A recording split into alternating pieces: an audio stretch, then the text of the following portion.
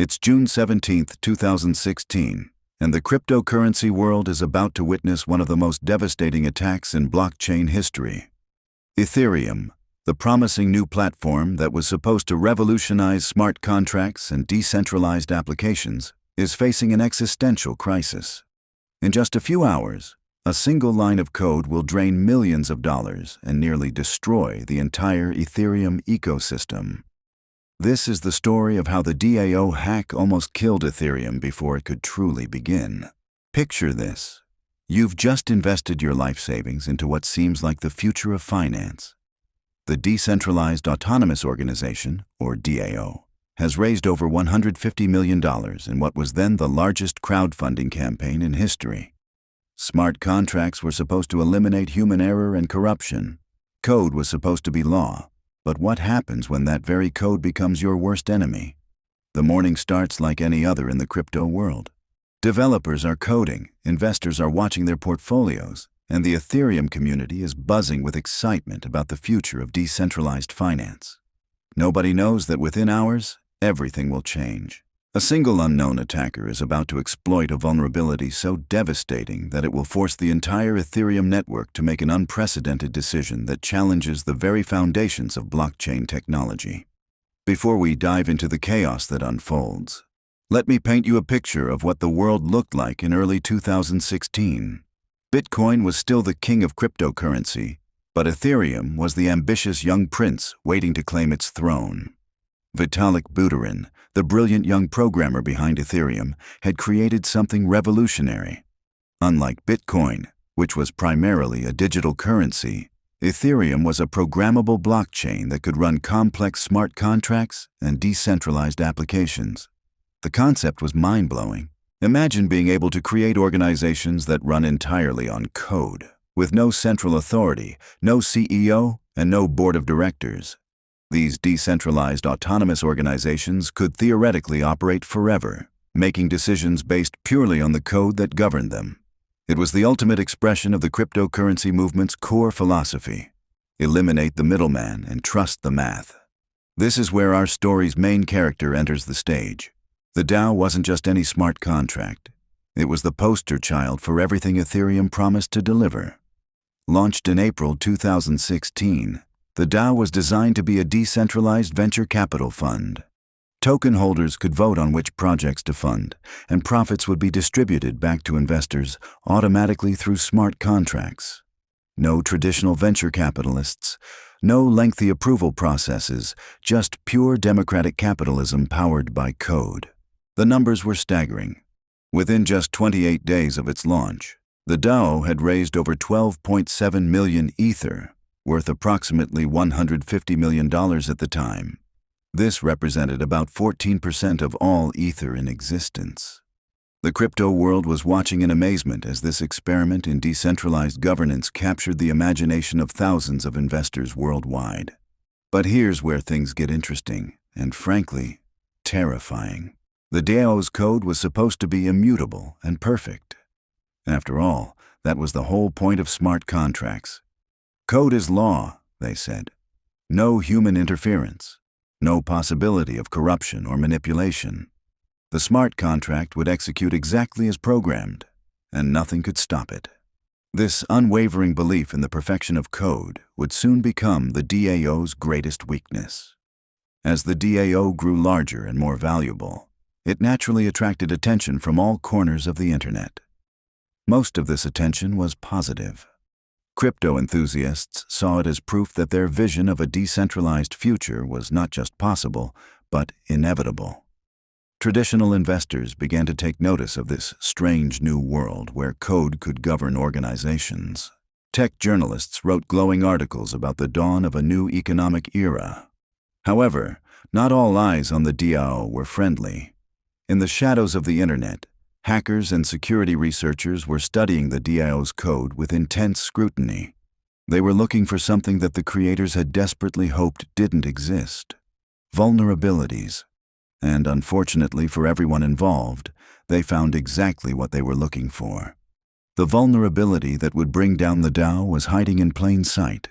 buried within thousands of lines of code that had been audited and reviewed by some of the brightest minds in the cryptocurrency space.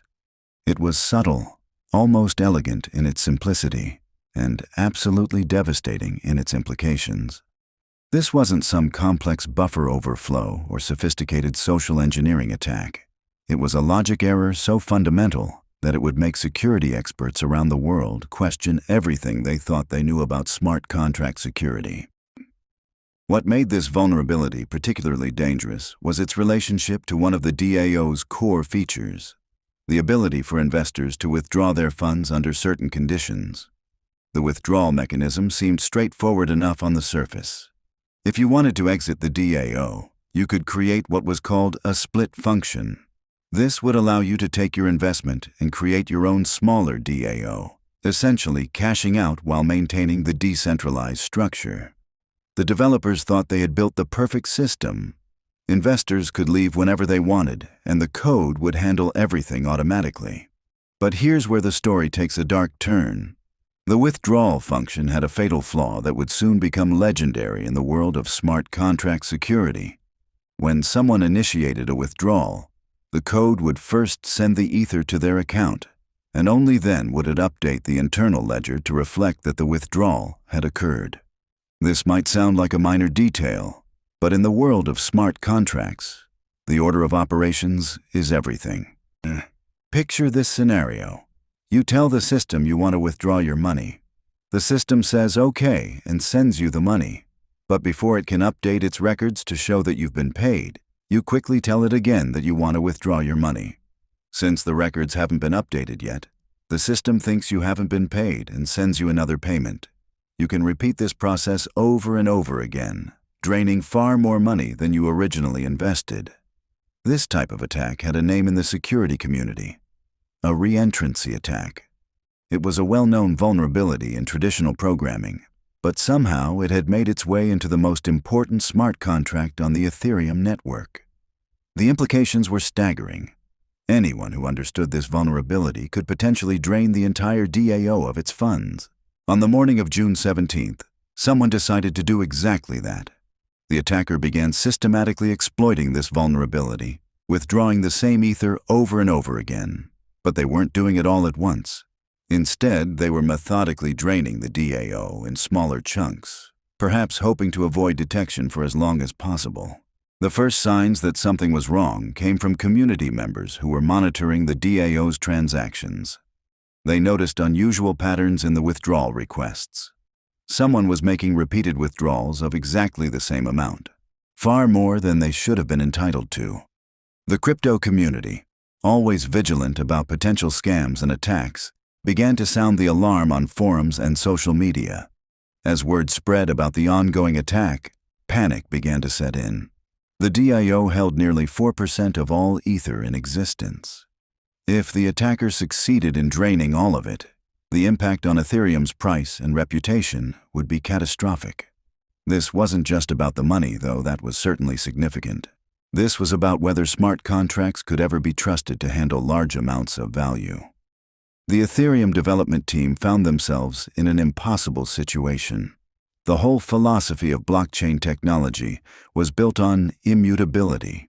Transactions couldn't be reversed, smart contracts couldn't be stopped, and code truly was law. But watching helplessly as millions of dollars were stolen through an obvious exploit felt like a betrayal of everything the technology was supposed to protect. Vitalik Buterin and the core Ethereum developers faced a choice that would define the future of their platform. They could stick to their principles and let the attack continue, accepting that the DAO would be completely drained and that investor confidence might never recover. Or they could take the unprecedented step of intervening directly in the blockchain, essentially rewriting history to undo the attack. The debate that followed was fierce and philosophical. On one side were the purists who argued that interfering with the blockchain would destroy its credibility forever. If developers could reverse transactions they didn't like, how was Ethereum any different from a traditional database controlled by a central authority? On the other side were those who argued that allowing such an obvious exploit to succeed would kill Ethereum before it had a chance to prove itself. As the hours ticked by, The attacker continued their methodical drain of the DAO's funds. The crypto community watched in real time as one of their most ambitious experiments slowly bled to death. The decision that followed would split Ethereum forever. After heated debates and community votes, the Ethereum Foundation chose to implement what they called a hard fork. In essence, they rewound the blockchain to before the attack occurred, creating a new version of Ethereum where the hack never happened. The stolen funds were returned, and the DAO was effectively dissolved. But this controversial decision came at a steep price. A significant portion of the community refused to accept the hard fork, arguing that it violated the fundamental principle that code is law. These holdouts continued to mine the original blockchain, which became known as Ethereum Classic. For the first time in cryptocurrency history, a major blockchain had permanently split into two competing versions. The DAO hack taught the crypto world a brutal lesson about the difference between theory and practice.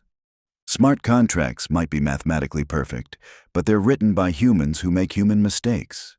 The incident sparked an entirely new field of smart contract auditing and security research. Today, every major DeFi protocol undergoes extensive security reviews precisely because of what happened that June morning in 2016.